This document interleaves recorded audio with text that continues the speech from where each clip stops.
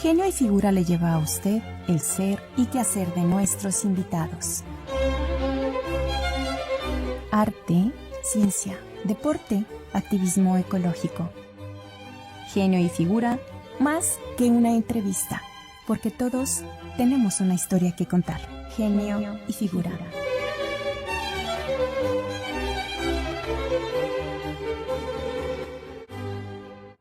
Buenas tardes, soy Evangelina Terán, me conocen más por Eva Terán y en relación a este importante día, el 8 de marzo, quisiera comentarles que yo he sido feminista durante más de 40 años, específicamente desde 1979, cuando yo estudiaba la carrera de Sociología.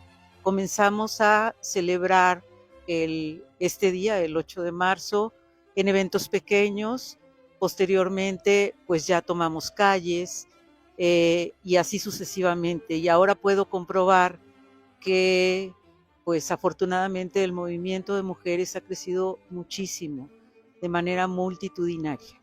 Durante aproximadamente 30 años, tal vez, pues éramos no más de 25 personas, de 25 mujeres. Nos conocíamos muy bien. ¿Por qué? Porque nos encontrábamos tanto el 8 de marzo como el 25 de noviembre.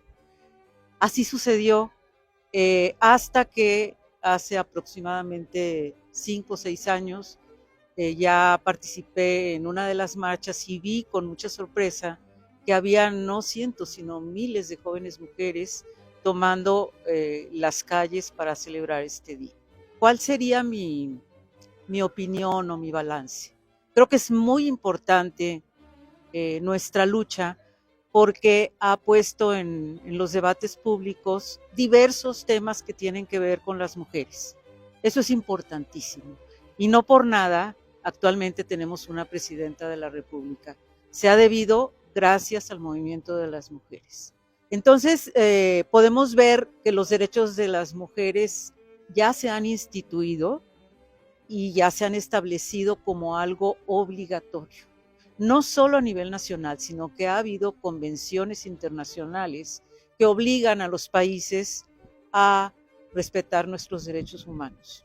Una de mis preocupaciones es que no logremos diálogos y que solo estemos participando de una manera reactiva, es decir, a consecuencia de algo inmediato. Creo que tendremos que revisar la historia de lo que ha funcionado del movimiento feminista y además creo que hacer diálogos entre mujeres es fundamental para saber qué sucede también, porque yo veo mucha ira y la ira que yo tengo la puedo contagiar a otra y lo que veo ya sobre todo en las marchas es el contagio de una ira así como a veces la siento extrema.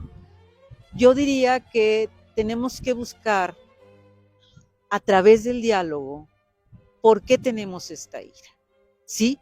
Y juntas tenemos que buscar rutas para que nuestro movimiento siga así de propositivo como lo ha sido hasta la fecha. Yo sigo teniendo mucha esperanza, todavía a esta fecha digo con convicción que soy feminista y que lo voy a seguir siendo durante el resto de mi vida. Quisiera enmarcar el 8 de marzo en el movimiento feminista. No se puede entender el 8 de marzo sin el movimiento feminista. Este movimiento es el movimiento más largo en la historia de la humanidad, porque lleva más de 200 años y no termina. De este movimiento les puedo comentar que inició a partir de la Revolución Francesa, específicamente con lo que se ha llamado el movimiento sufragista, es decir, el movimiento a favor del sufragio femenino. Este movimiento estuvo vigente sobre todo durante el siglo XIX, y aquí en México me gustaría comentar que una mujer muy importante y que desafortunadamente casi no se conoce Dolores Jiménez y Muro, fue una de las más importantes sufragistas.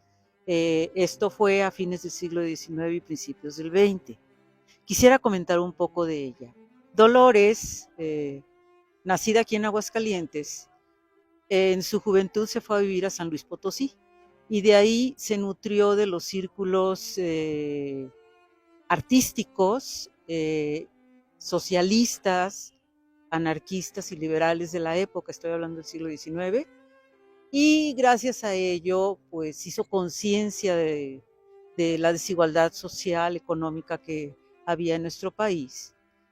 Ya sensibilizada se va a la Ciudad de México y se enfila en el maderismo, estuvo con Madero y posteriormente se juntó en las filas de Zapata. Tan importante fue su presencia en el zapatismo que el mismo general Zapata le pidió que prologara un documento muy importante, probablemente el documento más importante de la Revolución Mexicana, que fue el Plan de Ayala.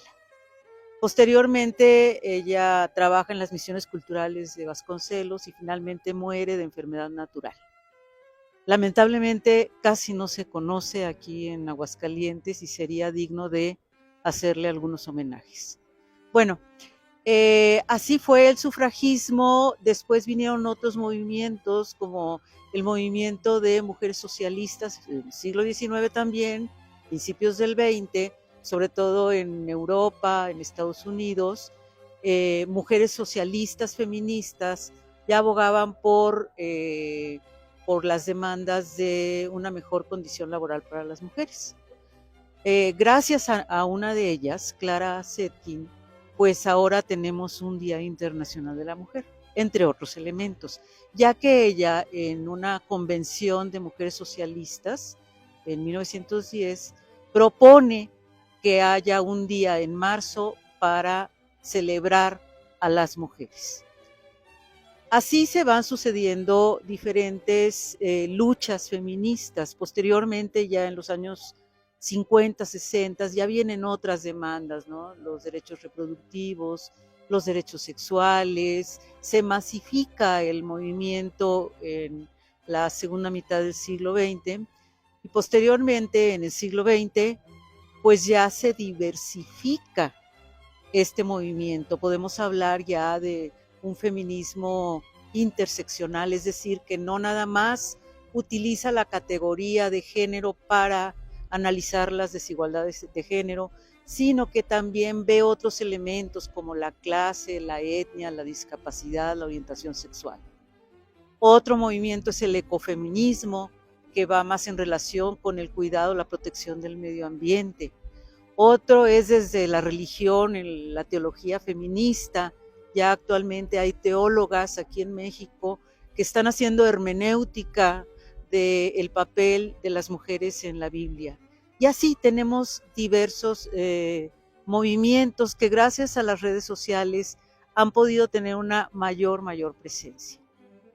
Agradezco a Genio y Figura, especialmente a Josefina Jiménez, por darme la oportunidad de extenderles mis reflexiones en torno a este importante tema. Reconozco mucho el trabajo de promoción cultural que hace Josefina y espero que siga siendo invitada por ella para otros temas. Buenas noches.